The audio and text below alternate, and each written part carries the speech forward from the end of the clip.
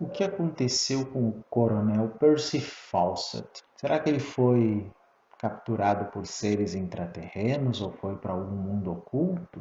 Pessoal, este é um dos episódios mais esperados deste ano na nossa playlist Ciência Espiritual, exatamente porque ele vai falar sobre Shambhala e os reinos ocultos. Vamos conferir?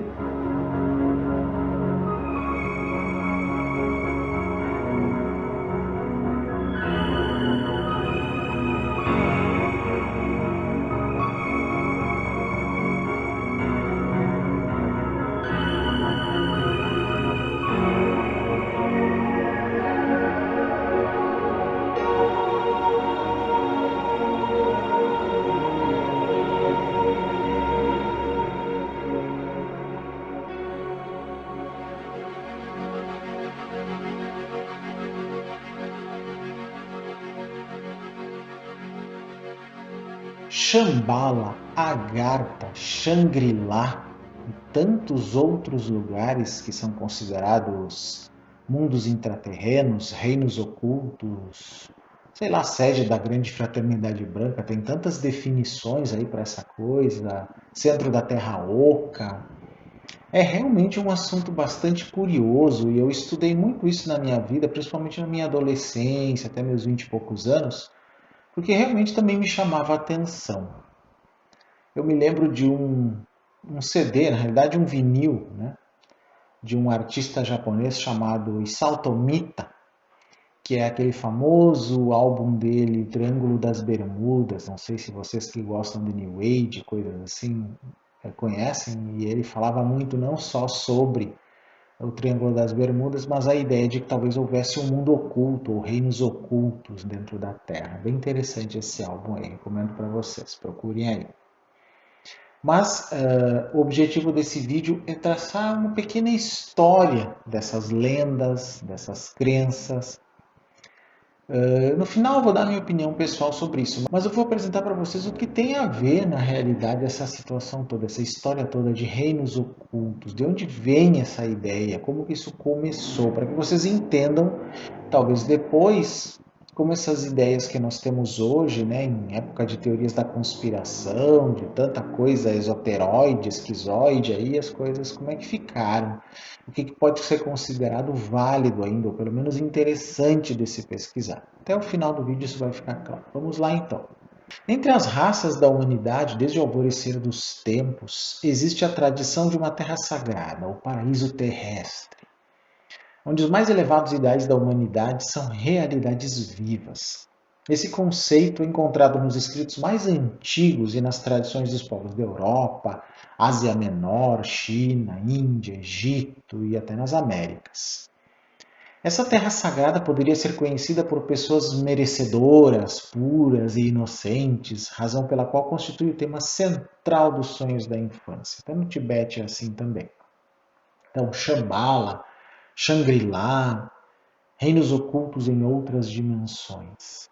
Um tema que se tornou comum ainda no século XIX, seja por influência da teosofia de Helena Blavatsky, do ocultismo de Saint-Yves d'Alvedre, seja pelo impacto de aventureiros como o Coronel Fawcett, que no Brasil desapareceu procurando uma cidade perdida, mas segundo alguns encontrando um povo intraterreno, algo assim. Será? No caso do Fawcett, Percy Fawcett nasceu em 1867 na Inglaterra. Em 1886 ele entrou para a Royal Artillery e acabou escalado para trabalhar no Ceilão, hoje o Sri Lanka, né? Onde conheceu sua esposa. Depois trabalhou como agente secreto britânico na África Meridional e aprendeu técnicas de sobrevivência na selva. Fawcett era também um agente do serviço secreto inglês e era amigo do escritor Arthur Conan Doyle, que mais tarde utilizou suas histórias como base para escrever a obra Lost World. Suas histórias também serviram de inspiração, supostamente, para a criação de aventuras envolvendo o personagem, que eu gosto muito em particular, Indiana Jones.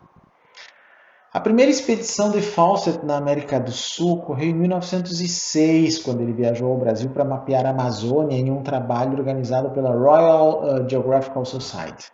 atravessando a selva e chegando em La Paz, na Bolívia, em junho desse mesmo ano. Fawcett realizou 7 expedições entre 1906 e 1924. Ele tinha a habilidade de conquistar os povos que habitavam os locais explorados, dando-lhes presentes. Técnica de Cabral e de todos os conquistadores europeus desde 1492. Ele retornou à Inglaterra para servir ao exército britânico durante a Primeira Guerra Mundial, mas logo após o fim da guerra retornou ao Brasil para estudar a fauna e a arqueologia local.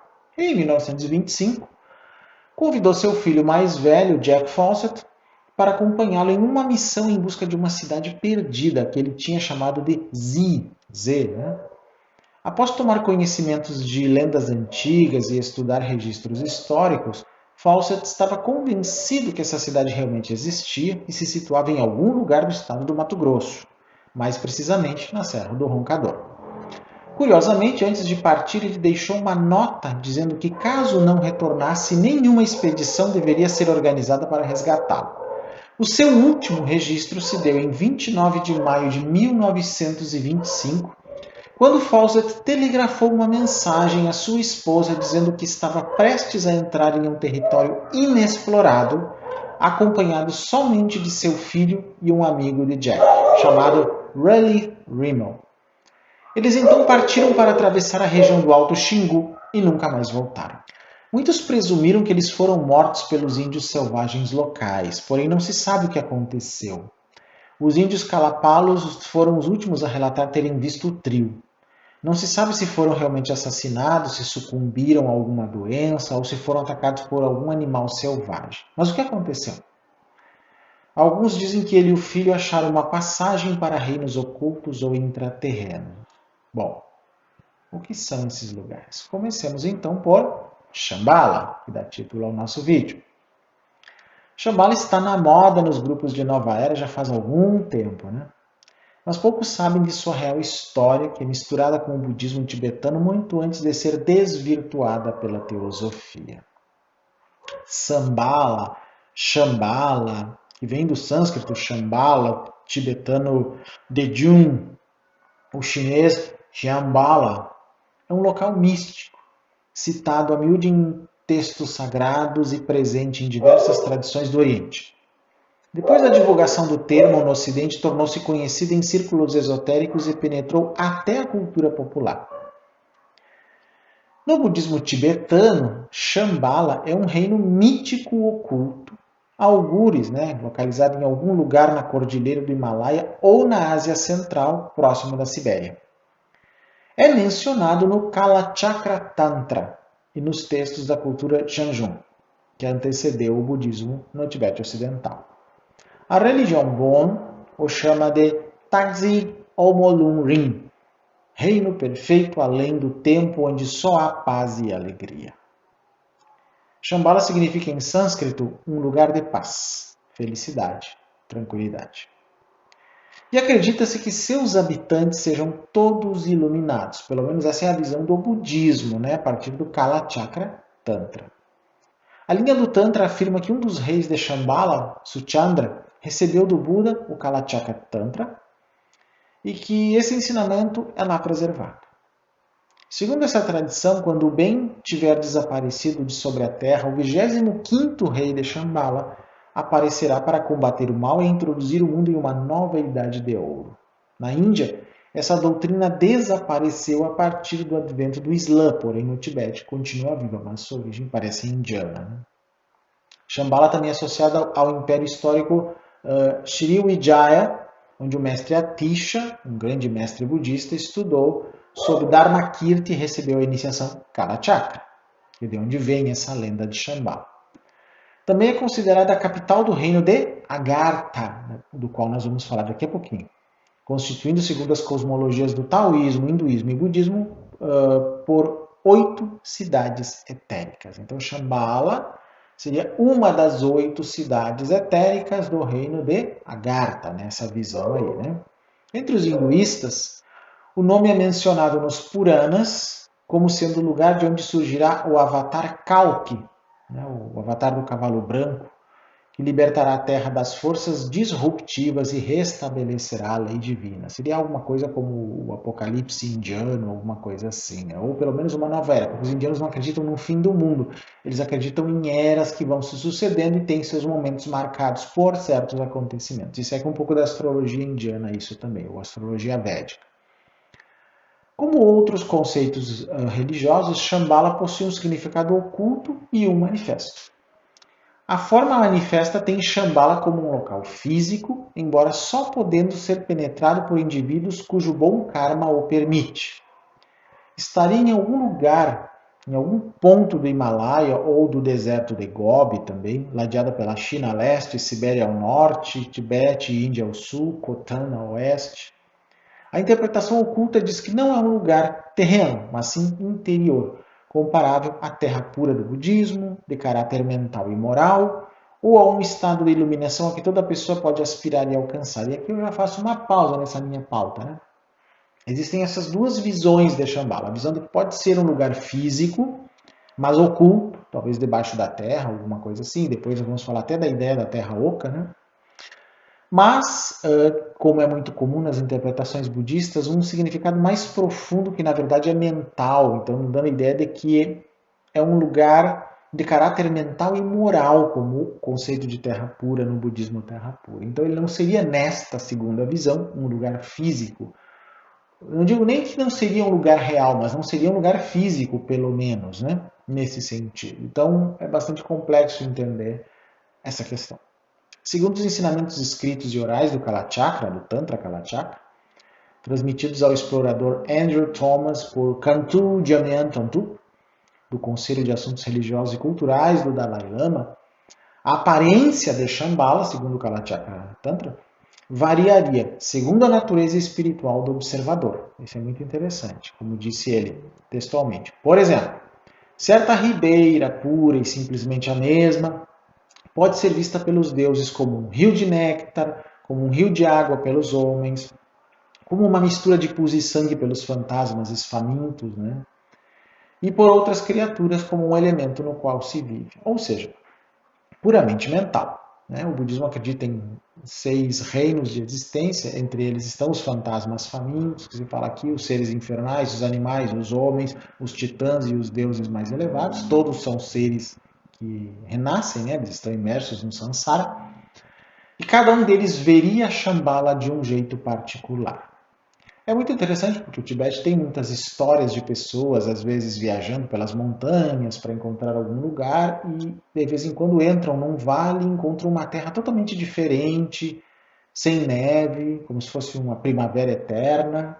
Conversam com os habitantes desse lugar, convivem por um tempo lá, achando que passaram dias, às vezes passaram-se meses e até anos lá. Há uma diferença de tempo aí.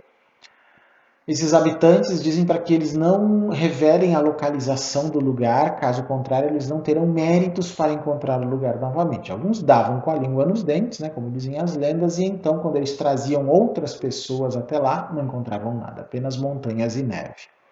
Se essas histórias são verdadeiras ou não, não temos como dizer, eu não poderia prová-las para vocês, não tenho as pessoas na minha frente.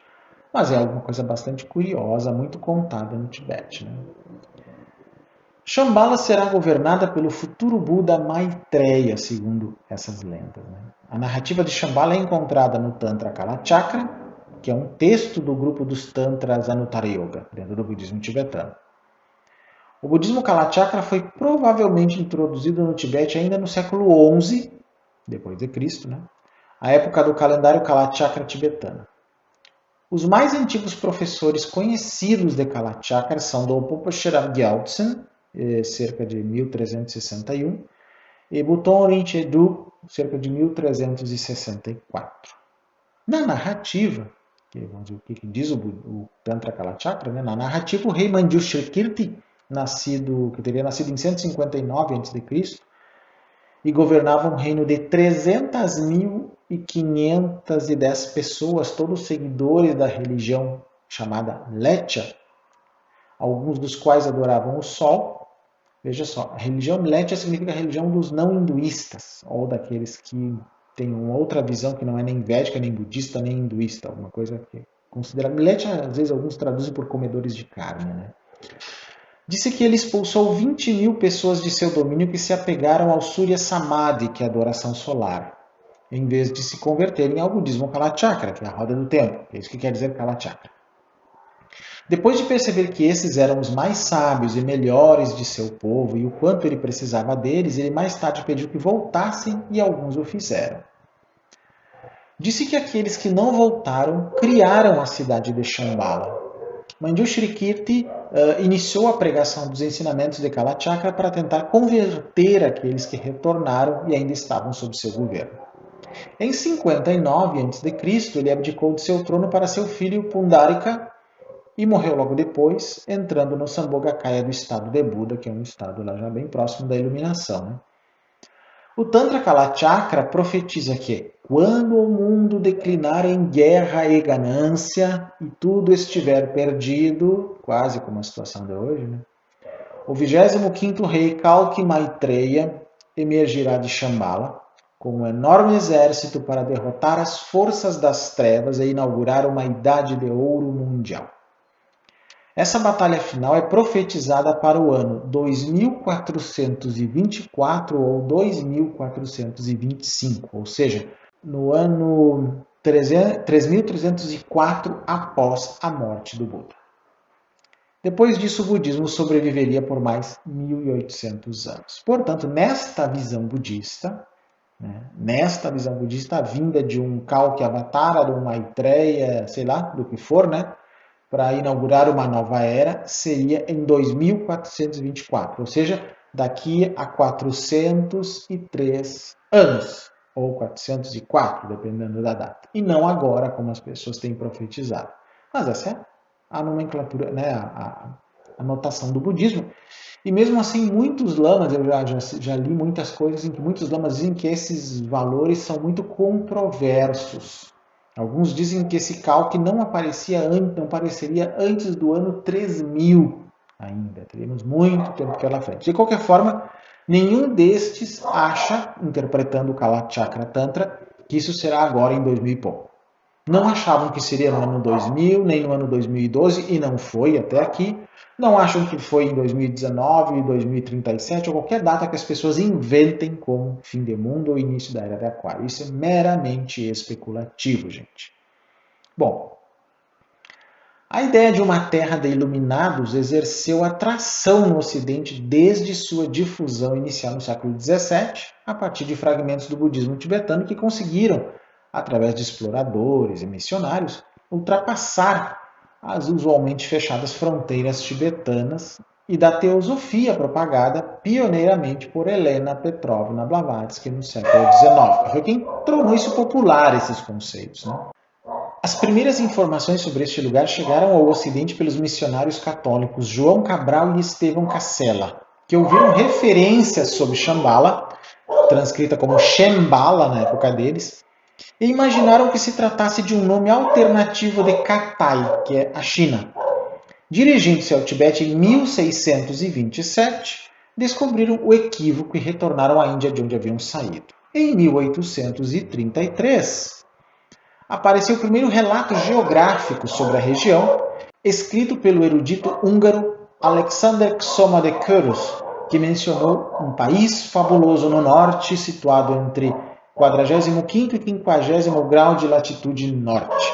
No final do século XIX, Shambhala foi mencionada por Helena Petrovna Blavatsky em seus livros, Doutrina Secreta, Isis Sem Véu e outros, e desde então se tornou um nome familiar no Ocidente, disseminando-se entre os cultos esotéricos e estimulando expedições em tentativas de localização. Por exemplo, a de Nicholas Roerich, em 1926, que não encontrou nada, Yakov Blumkin, em 1928, Heinrich Himmler e Rudolf Hess, em 1930, 34, 35, 38 e 39, que eram do nazismo, eles eram nazistas, chefes do nazismo, ninguém encontrou nada.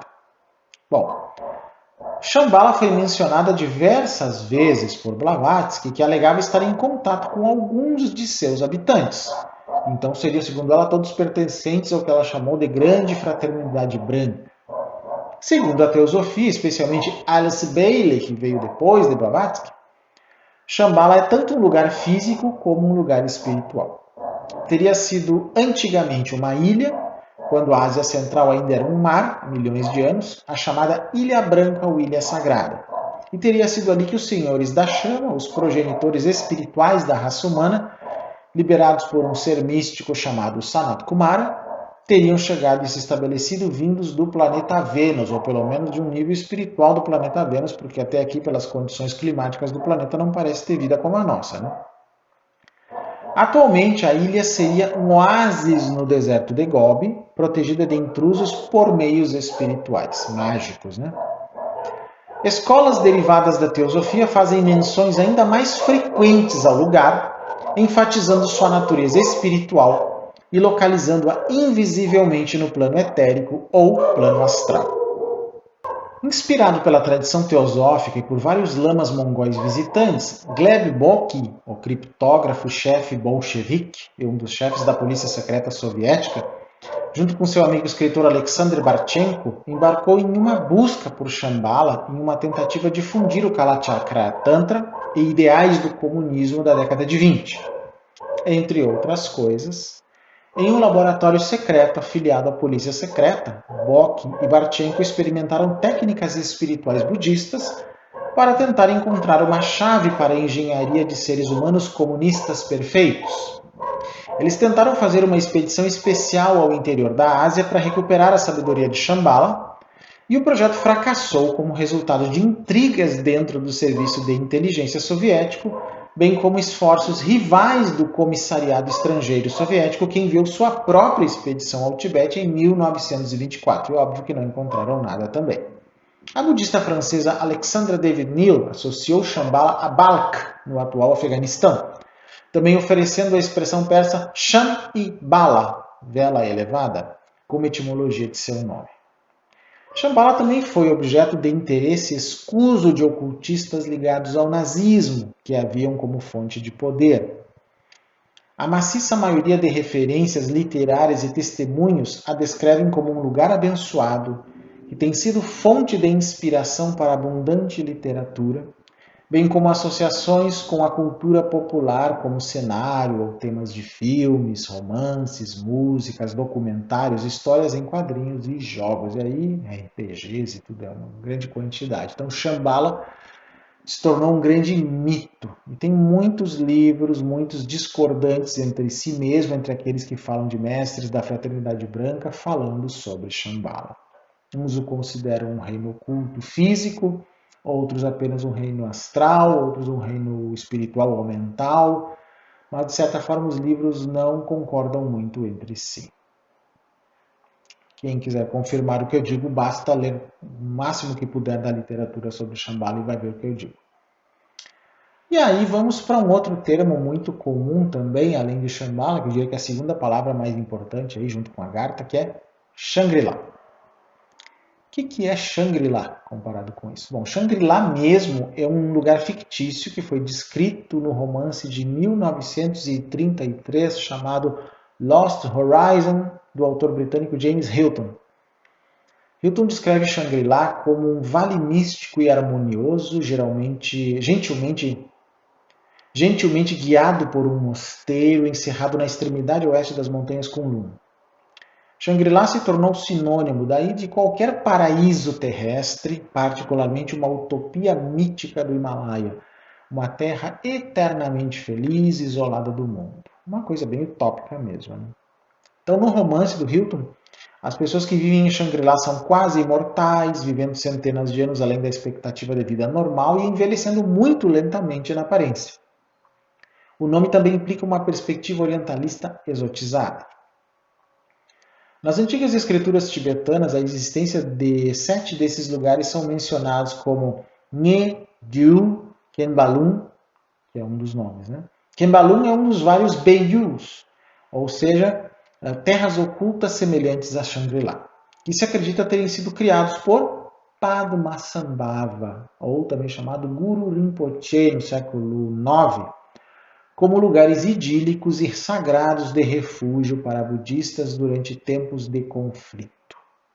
Aí tem muitas lendas dentro do budismo tibetano, especialmente no budismo Nyingma, que é a linhagem mais antiga do budismo Vajrayana ou tibetano, de lugares ocultos, onde então os tertons, que são seres que têm digamos, seria um renascimento de antigos discípulos de Padmasambhava, deste Buda tibetano, que então sabem exatamente por terem sido discípulos dele em outras vidas, como encontrar certos tesouros escondidos nesses lugares sagrados. Se chama isso de tesouros do Dharma, né?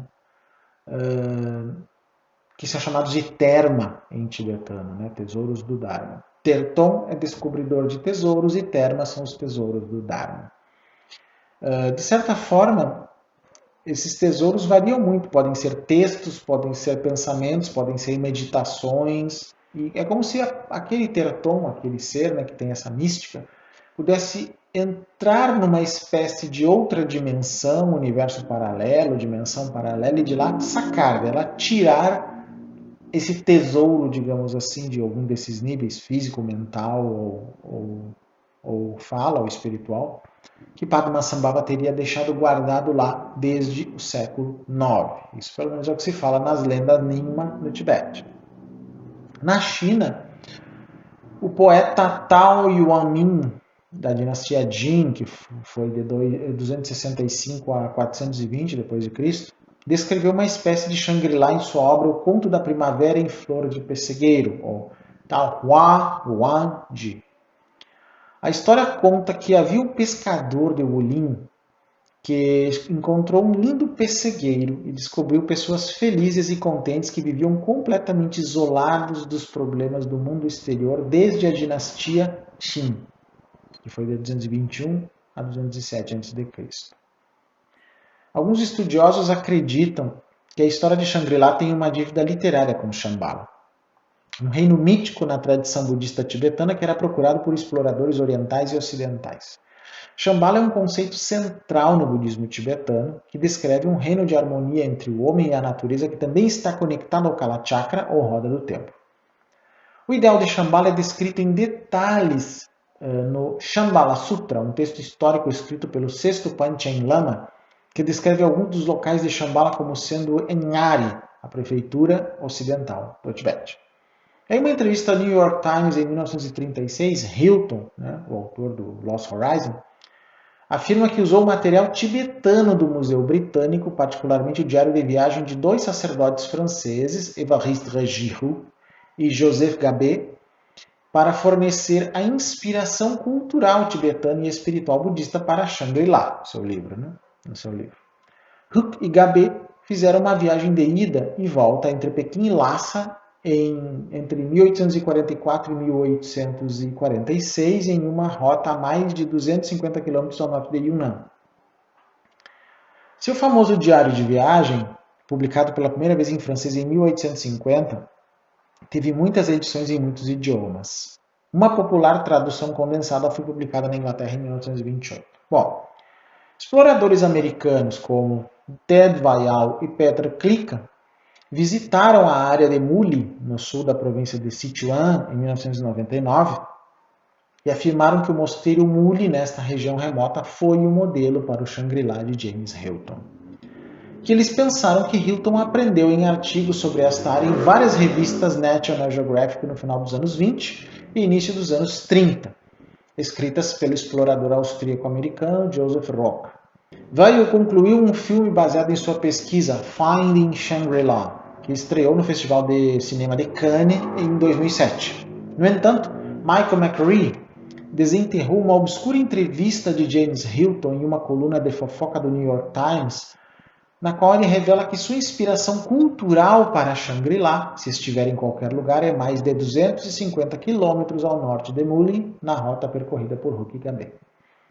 Entre 2002 e 2004, uma série de expedições foram realizadas pelo autor e cineasta Lawrence Bram, no oeste da China, que determinou que a localização mítica de Shangri-La no livro de Hilton, Horizonte Perdido, foi baseada em referências ao norte da província de Yunnan, a partir de artigos publicados pelo primeiro residente da National Geographic, o explorador Joseph Rock. Em 2 de dezembro de 2010, a TV OPB transmitiu um dos episódios da China Oculta de Martin Yan, Life in Shangri-La, no qual disse que Shangri-La é o nome real de uma cidade real na região montanhosa noroeste da província de Yunnan, frequentada tanto por habitantes Han quanto por tibetanos. Martin Yan visitou lojas de artes e artesanato e fazendeiros locais enquanto faziam a colheita e provavam sua culinária. O apresentador de televisão e historiador Michael Wood, no episódio Shangri-La, da série de documentários da BBC In Search of Myths and Heroes, sugere que a lendária Shangri-La é a cidade abandonada de Tsaparan, no Vale de Ladakh, no Alto Satluj, na Índia, e que seus dois grandes templos já abrigaram os reis de Gulgi no Tibete moderno. O Travel Channel, em 2016, exibiu 2 episódios da edição desconhecida que seguiram o apresentador Josh Gates a Lomantang, no Nepal e seus arredores, incluindo as cavernas lá encontradas em busca de Shangri-La. Suas descobertas não oferecem nenhuma prova de que Shangri-La é ou foi real, ou seja, enfim, tudo permanece indefinido. Não conseguiram achar Shambhala em nenhum momento, não conseguiram achar essa Shangri-La na qual teria se baseado Hilton para o seu livro Lost Horizon. E aí nos perguntamos, e os outros reinos, têm alguma possibilidade de ser reais? Vamos lá falar um pouquinho deles também, né? Agartha. Eu gosto dessa palavra, Agartha. Seria um reino situado no coração da Terra e por vezes dentro da Terra, conforme a lenda. Nesse sentido, a crença em sua existência estaria associada às teorias da Terra Oca e à cidade sagrada de Shambhala, do que nós já falamos antes. Bom, Shambhala não necessariamente entendida como um reino subterrâneo, no imaginário do budismo e do hinduísmo, dentre outros, acha-se associada ao Axis Mundi, ou o eixo do mundo, né? O eixo primordial mitológico de um povo ou cultura, sendo uma das 8 cidades sagradas localizadas numa espécie de quarta dimensão, como entende a tradição ocultista, baseada principalmente em textos do budismo e do hinduísmo, interpretados à luz da teosofia e de Alice Bailey, né? A partir desse reino místico, um monarca chamado Melquitzedek, ou Melquisedeque, né, governaria o mundo, segundo dizem essas lendas. Esse misterioso personagem é citado na Bíblia, em Gênesis capítulo 18, versículos 18 a 20, e em Novo Testamento, em Hebreus, capítulo 6, versículo 17 a 20, e capítulo 7, versículos 1 a 3. É onde Melquisedeque é citado na Bíblia e tchau, é só aí. No budismo tibetano, crê-se que haveria canais de ligação entre Shambhala e o reino budista dos Dalai Lama. Então, a ocultista russa, né, Helena Blavatsky, associa Shambhala a um destino escatológico, digamos assim. Seria o berço do Messias que apareceria para libertar a Terra antes do fim do Kali Yuga, o ciclo de destruição de mundos. Tal reino seria mencionado nos Puranas, coleção atribuída ao Vyasa, Krishnadvapaya, autor do grande épico hindu Mahabharata, bem conhecido, né? Em toda a Ásia Menor, não somente no passado, mas também hoje, acredita-se na existência de uma cidade de mistério, cheia de maravilhas, então que se conhece por esse nome de Shambhala, ou entre os povos tibetanos e mongol, Erdame, é o nome que se dá lá. Na China, no panteão do taoísmo, é considerada a residência da Mãe Sagrada do Oeste, que o budismo chinês depois associa a Kuan Yin, ou Wan Yin, e o japonês a Kannon, divindade da misericórdia, advinda da representação indiana original de Avalokiteshvara, o que olha para baixo, ou em socorro dos seres, que no Tibete é chamado de Chenrezig. O explorador polonês Ferdinand Ossendowski, já no início do século XX, refere-se ao reino de Agartha, crença provavelmente inspirada na cidade mitológica de Shambhala, como um reino habitado por milhões de indivíduos governados por Reidenjepo, soberano ou rei do mundo, o famoso rei do mundo, né?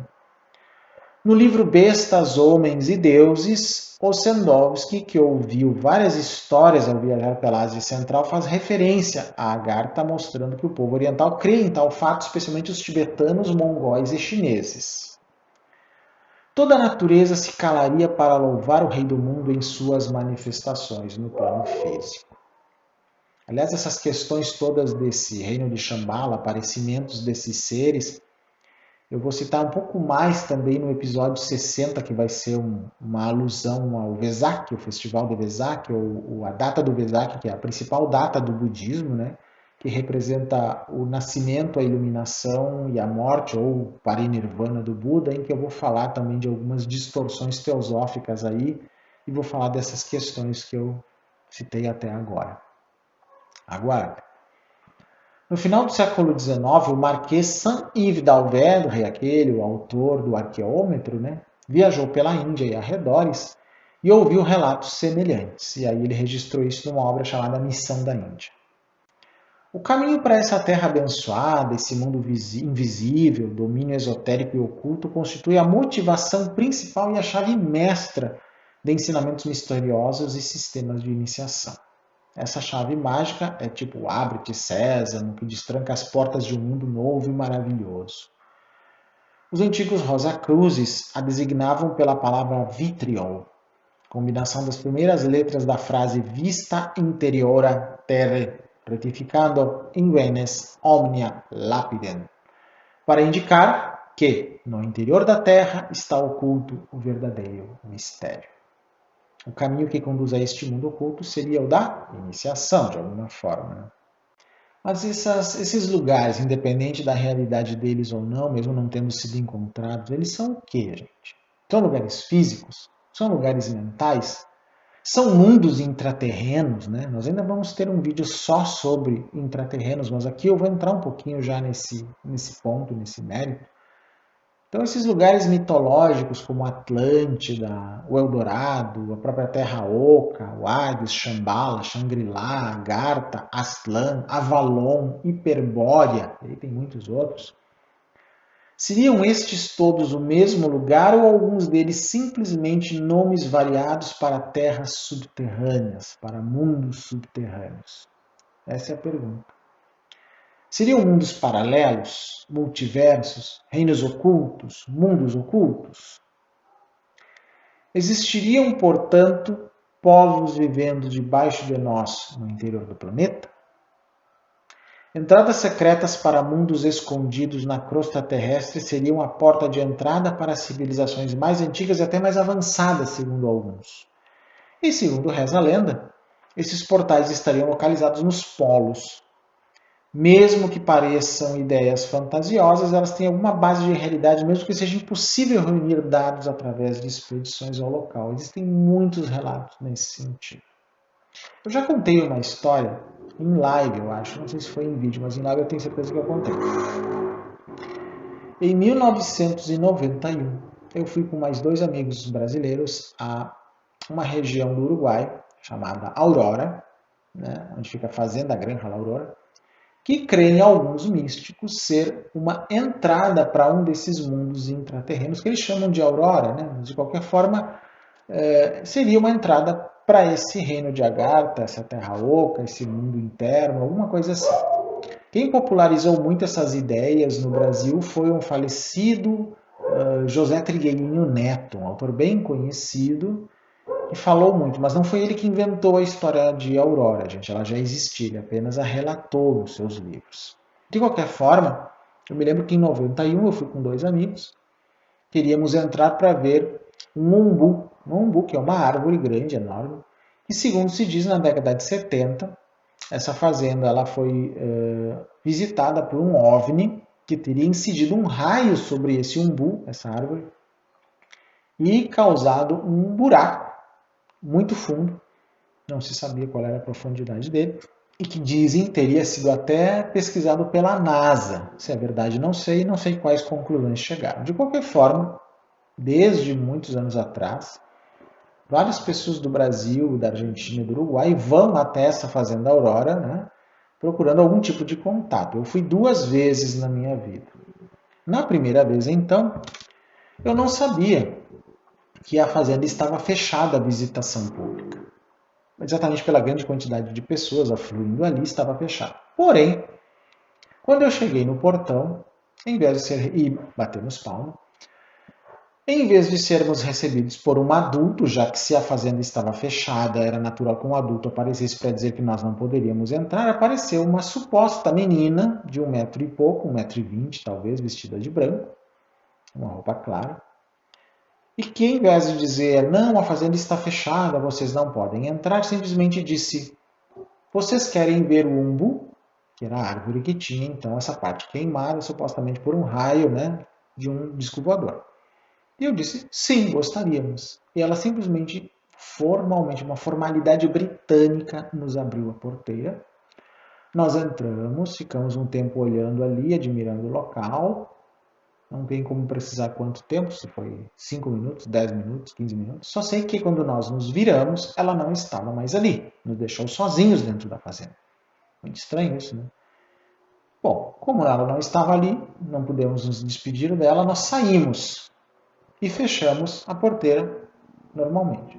Quando nós fechamos a porteira e estávamos nos dirigindo para a estrada, uma caminhonete do Rio Grande do Sul vinha com várias pessoas lá, se não me engano, eram pessoas ligadas ao yoga de Caxias do Sul, lá numa algazarra, e isso chamou a atenção talvez dos donos da fazenda.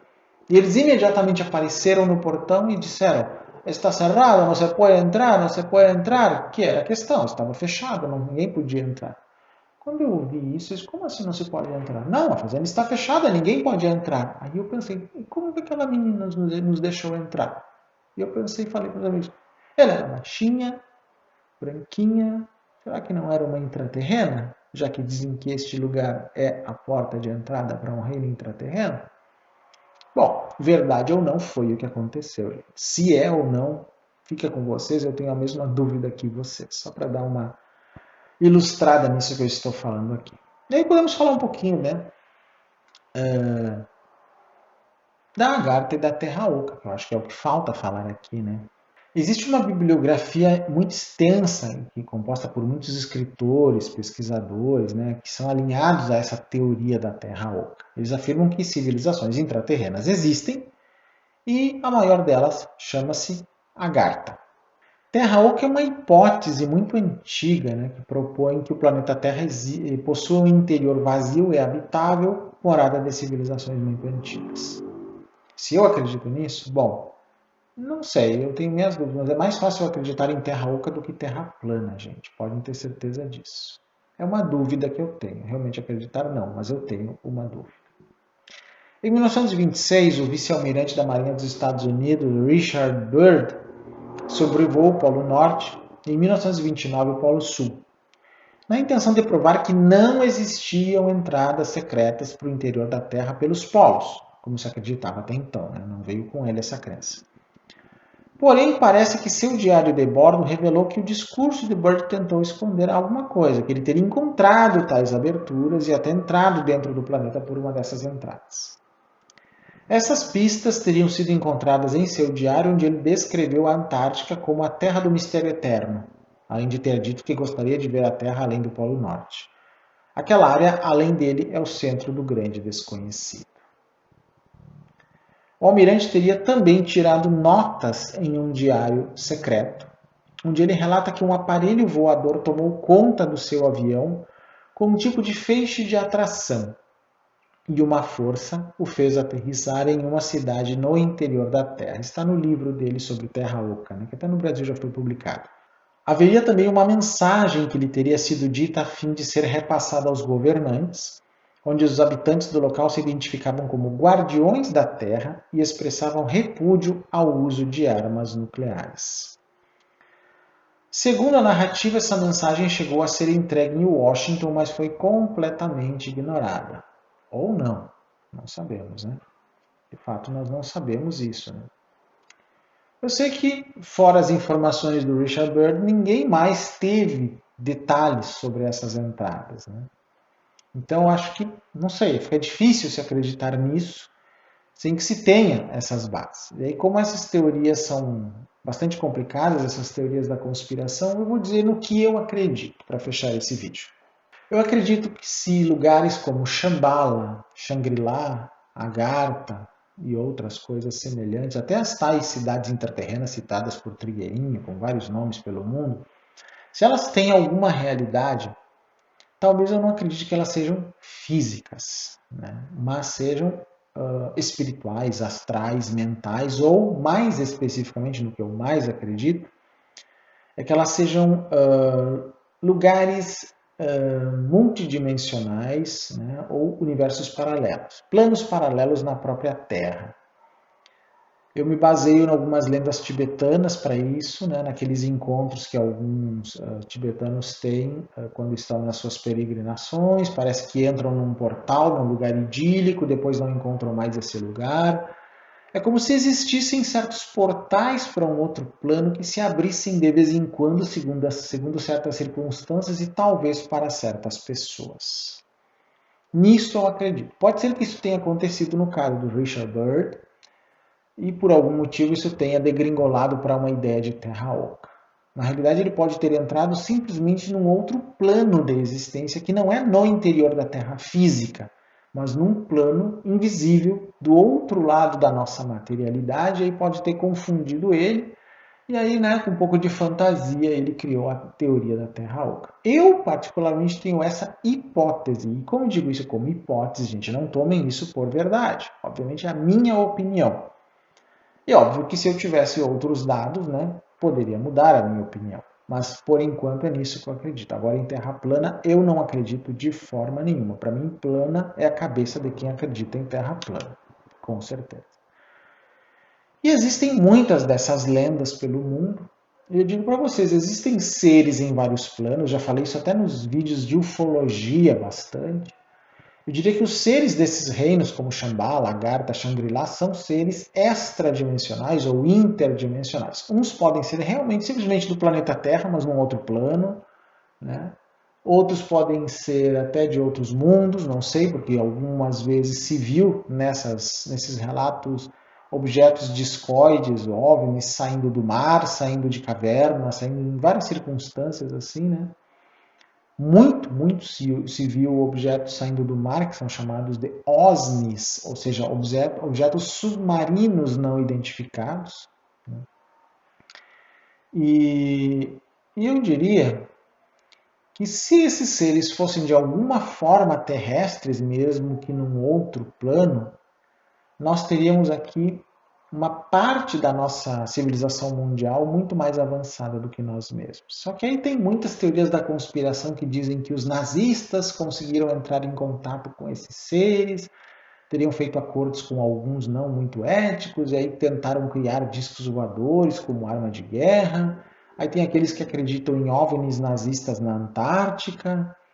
Bom, eu não acredito nessas coisas, né? Tem muita coisa aí. Vocês encontram algumas dessas teorias da conspiração em dois livros: O Despertar dos Mágicos, de Louis Pauwels e Jacques Berger, e um livro bem conhecido chamado Sol Negro, né? Um livro que a editora Madras publicou muitos anos atrás no Brasil, um livro bem grosso, e que fala de algumas dessas ligações do nazismo com coisas esotéricas, digamos assim, com os tibetanos.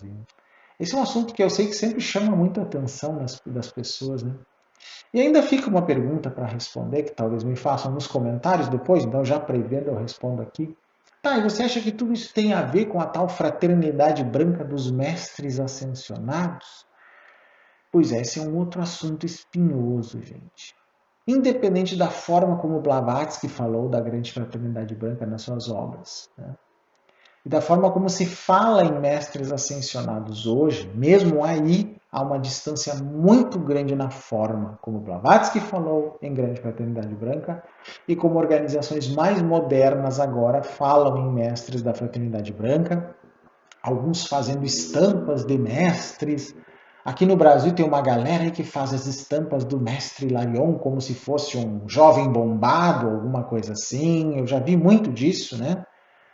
Tem umas coisas assim que eu nem vou entrar no mérito aqui. O dia que eu for falar num vídeo sobre mestres ascensionados, eu vou colocar mais claramente algumas coisas que eu ouvi, fiquei sabendo, assim, que são bem escabrosas nesse meio, no Brasil principalmente. Mas tem muita viagem na maionese, nessas questões de canalização de mestres ascensionados e coisas sobre fraternidade branca, gente. Eu acho engraçado que todo mundo agora, né, é canal de mestres ascensionados, como se todo mundo fosse puro para isso, né? Se formos pela lógica de Blavatsky, esses seres são muito elevados e não baixariam qualquer médium, qualquer canalizador, qualquer sensitivo, não é bem assim, mas parece que todo mundo agora é um canal direto do Saint Germain, né? A gente tem que ter discernimento nesse sentido, gente. Então deixo isso com vocês, né, para avaliarem. Essa foi uma introdução e que nós vamos continuar falando desse assunto quando eu falar em Terra Oca e quando eu falar sobre Grande Fraternidade Branca, que serão 2 vídeos futuros, né, que eu vou tratar um pouquinho dessa questão. Mas eu espero que vocês tenham gostado desse aqui, que deu um relato básico sobre essas lendas e aí vocês fazem o julgamento de vocês, né? Se gostaram do vídeo, curtam, assinem o canal, se inscrevam nele, compartilhem o canal, os vídeos, né? Mandem para os amigos de vocês que gostam desses assuntos, que também têm dúvidas sobre tudo isso que a gente falou aqui. E na próxima semana eu volto com algum assunto muito interessante para vocês. Até lá, então.